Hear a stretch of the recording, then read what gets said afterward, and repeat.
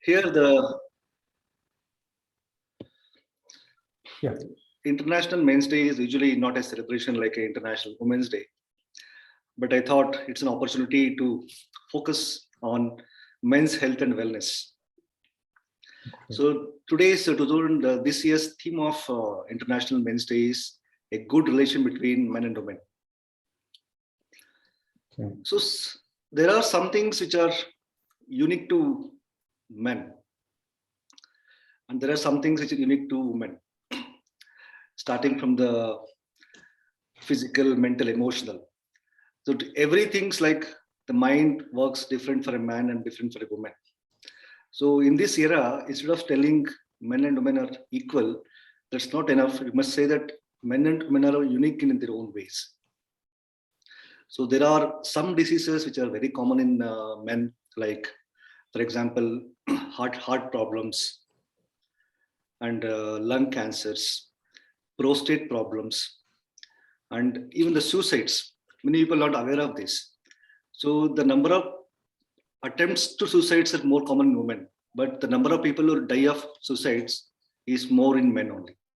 So if you take the ratio, the people who died of suicides is almost 2 to 3 times more in the men compared to women. So like this, there are specific issues which we need to take care. And of late, we're hearing many people are having, young people are dying. Young people, sports people, gym trainers are dying of heart attacks. So there is many doubts regarding the supplement they should take for while doing a gym, all those things. So if you have straightaway questions, you can directly ask me. I will clear that first. Then I'll summarize the things.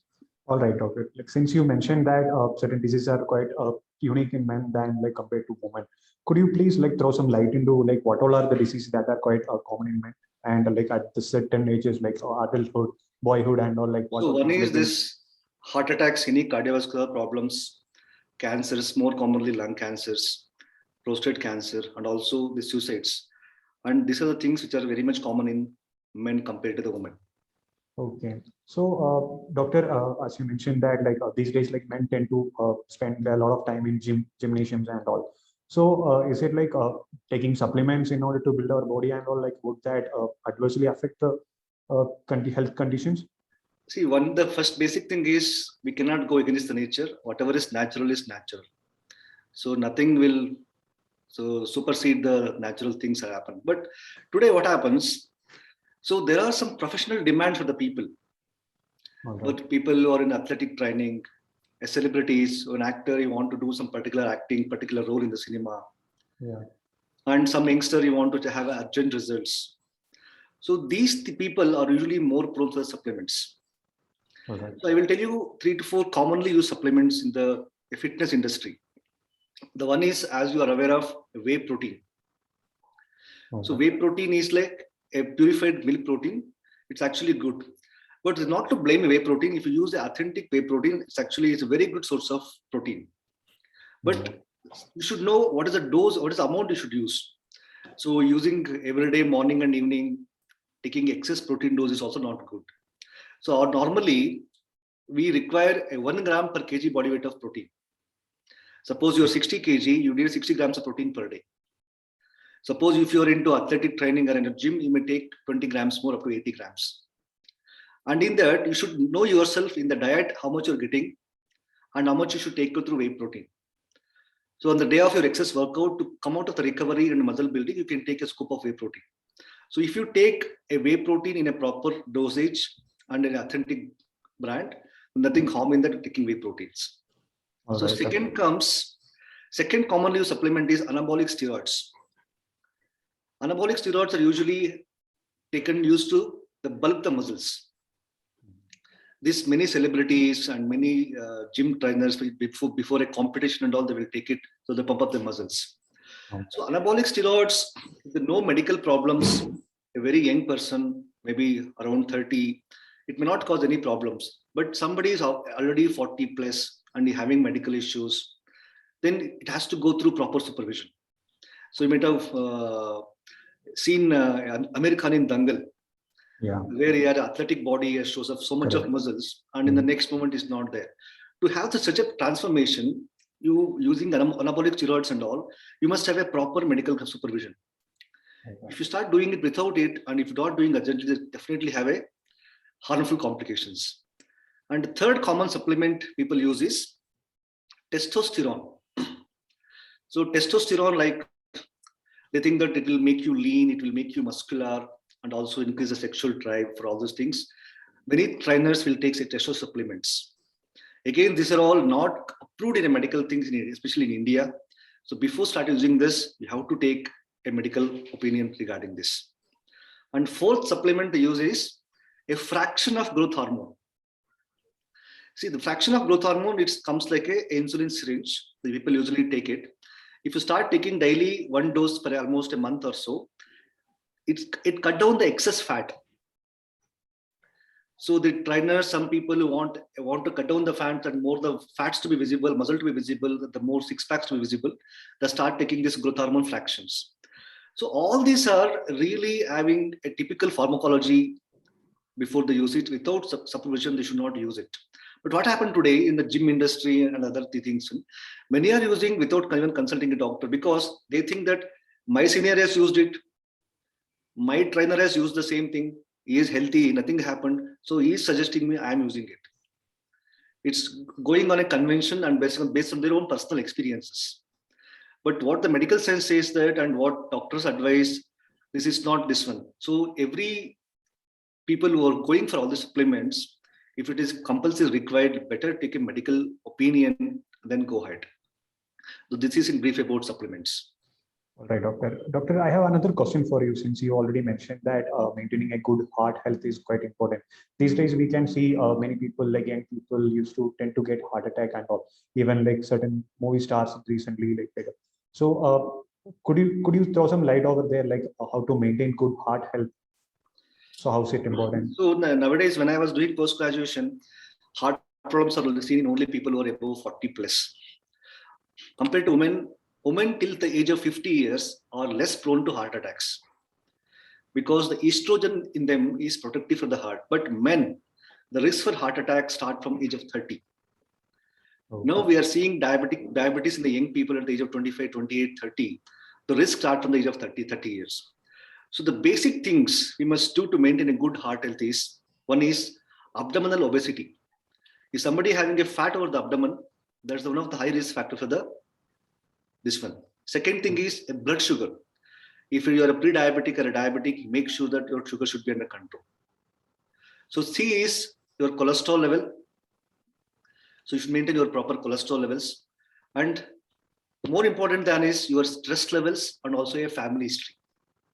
Suppose if you have a family history, you're having a smoking habit, you're having alcoholic habit, you're not maintaining a good diet, then you should take care. And if you're having people having a very strong family history, like recently we got one of the popular Kannada actor, Puneeth Rajkumar, who was known to die because of a heart attack. In his case, possibly the most common cause could be his family history. So rest other things like his stress level, other thing could be additional factors. Somebody is having a very strong family history, must go for a proper evaluation, maybe ECG, TMT, or in some cases, a CT coronary angiogram and all. So if you maintain a proper weight, if you maintain a proper sugars, cholesterol, and a peaceful life, then these are the basic things to prevent heart attacks.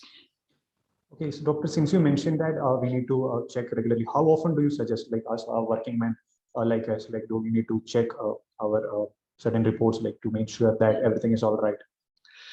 See, suppose you are above 30, 35, 40. If you're having a risk factors, like you have a very strong family history, you're not following a proper diet, you're also a little overweight, you might be having a smoking and other things, better to go for annual checkup. So okay. If you are really fit and you're following all the good lifestyle changes, maybe we can go it once in 2-3 years. Yeah, all right.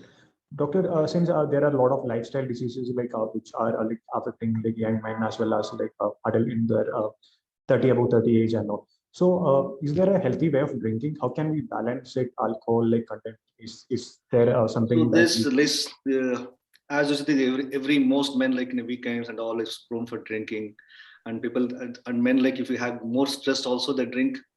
And if they're less stressful, they're happy also, they drink. So this has become a social or a cultural change of late and all. Mhm. So the two things you have to mention, take care of while drinking is, one is always, without saying, the moderate drinking is always good. So not, if you take a whiskey, any hard drinks like, so you should not take more than 2 larges, maybe more than 20 ml. So if you take a beer and all, you should drink proper, not more than 2 beer and other things. Here, the more than anything is, while you're drinking, make sure that you have adequately hydrated. For example, if you have a 30 ml of whiskey, make sure that you drink 200 ml of water along with that. Because alcohol causes a lot of dehydration. So when you have adequate hydration along with this, you can prevent the hangovers and you can also prevent a dehydration. Second thing is, you should be aware that what you're eating after drinking or while drinking. So these are the things. Once we start drinking, we lose inhibitions. So most people end up in eating junk foods, especially diabetic people who are having a drinking habits, cardiac people having a drinking habits. They should be very much aware what they're eating while drinking or after drinking. I preferably advise have a low carb diet. It's a diet good in proteins while having a drinking. This one is, you monitor your diet when you're drinking, and monitor hydration, and always drink in moderation. These are the three important things a man should monitor while drinking. Okay, since you mentioned that drinking and smoking like would adversely affect our health and as well as certain other factors. So is there something connected to, I have read like in a couple of reports that alcohol intake and men used to tend to associate it with erectile dysfunction. So it is like, is it related or should we be worried about like at some ages? See, because anybody, occasional alcohol drink has no relation with erectile dysfunction. Because occasionally, suppose if you have a drink maybe twice or thrice in a month, it's actually good for health, maybe also good for the cholesterol. It increases the good cholesterol. People who are taking regular alcohol intake, taking very high quantities, very chronic alcoholics, maybe weekly, three times, weekly, almost daily, these people can also have erectile dysfunction. Not only people with this one, people with the uncontrolled diabetes, people with the overweight, too much of obesity, all these people who have insulin resistance, they can go for erectile dysfunctions. So basically, first you have to maintain your lifestyle. Basically, people who are again above 40 years, then the hormonal variation happens. The erectile dysfunction is common. If you're diabetic, you're not controlled, even at a very young age, people may experience this one. First thing is, whatever alcohol smoking, maintain a moderation. Moderation is the key. Second thing is, if your sugars are high, if you're overweight, maintain that. And if everything is normal, still you have a erectile dysfunction, we have to consult a urologist or a physician, and they have to evaluate if there is any anatomical or a hormonal issues which is causing erectile dysfunction. And fourth thing is, some natural supplements will available in the market, like one is ashwagandha and shilajit. And these can be used with a proper dosage and prescription. This may help for the mild to moderate erectile dysfunctions. Right, doctor. Yeah, that's it. Like those are the questions which came to my mind, like when you mentioned about like mental and physical well-being of men. So anything else you want to add on so one this? more like, thing I want to add is, people think that like the rate of suicides in men is compared to women. okay. But as you take as a convention, men look stronger, Correct. portray himself as a stronger individual and all, but Yes. he's committing more suicide than a woman. So this is one of the leading concerns today's habit, because one is, along with the physical health, we are neglecting our mental health because we are totally living in a distracted environment. For example, the amount of stimuli a man get exposed 500 years ago, in almost 2 weeks, we are getting exposed in a single day now. Because it could be different sounds, it could be different visuals, it could be mobile screen, your laptop screen, TV screen, or it could be your WhatsApp messages, amount of distractions. It's too much now. So people are losing their mental health in that, because they're becoming anxious, more depression. And for the man, what causing them more suicide rate is their upbringing. So men from the childhood having some notion like the men is men should not cry, all these things. And they were really not taught about the gender differences, and they're really not taught about the emotional handling and other things. Women are, I feel, better in handling their emotions. So because of these things, the men are committing more suicides, and maybe the methods adopted by men for committing suicide may be stronger than the women attempting this. So maybe because of all these reasons, suicide are more in this one. So mental health also a very very important thing in taking healthcare. So on International Health Day, I touched upon all these issues. So it's about health is about not only about physical health, it's a holistic health should be a physical, mental, and also emotional health. Thank you, Doctor. Thank you for your wonderful speech on this great occasion of International Men's Day. And we are very grateful for your time and effort. You took a lot of effort, to come over here and GMeet and let us enlighten us about the importance of having a proper balanced mental as well as physical health. As men, I got a lot of insights when you shared all these things. Thank you, Doctor. Thank you very much. We are very honored to have you. Thank you very much. Thank you.